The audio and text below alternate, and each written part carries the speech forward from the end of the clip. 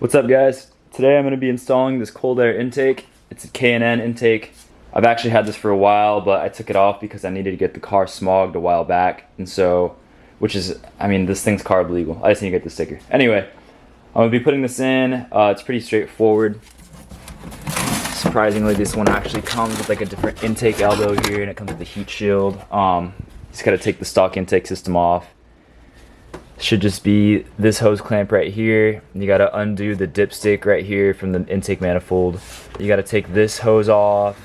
This hose clamp can be taken off, and this intake box can be taken off just for easier access. You got to take the MAF off, which I'll do now. Actually, no, this actually has to unscrew. But yeah, anyway, I'm gonna take this thing off and then put that in.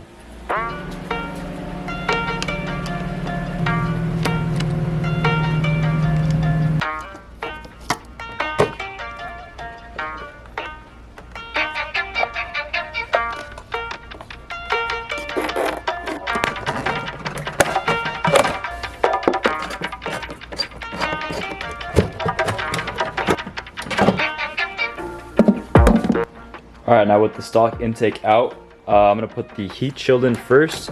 To put this in, you're going to have to take this rubber stopper thing that usually goes right here off. That way these two studs can come through the heat shield. It also is going to depend on which cold air intake you get, but for this K&N one, that's just how it goes. It also comes with this screw here that screws into the factory mounting point, and this obviously needs to get tightened down, but for now it's loosely in there. Next up, I'm going to put the intake elbow in. I have the intake elbow now on. You just gotta tighten these two hose clamps down. It's the same as the stock system. There's a little bracket here that K&N does, which is pretty neat, that mounts onto this factory oil dipstick, like mounting bracket. I also have the MAF in there. Next up, I actually have to put the cone filter on, and then it's pretty much done. So I'm gonna get going on that. Now with the cone on, that's pretty much that. Cold air intake installs are always really easy. This literally took no less than like 20 minutes, so if you want a little bit more induction noise from your S54, I highly recommend getting one. These are pretty inexpensive, so it's a pretty good first mod, honestly.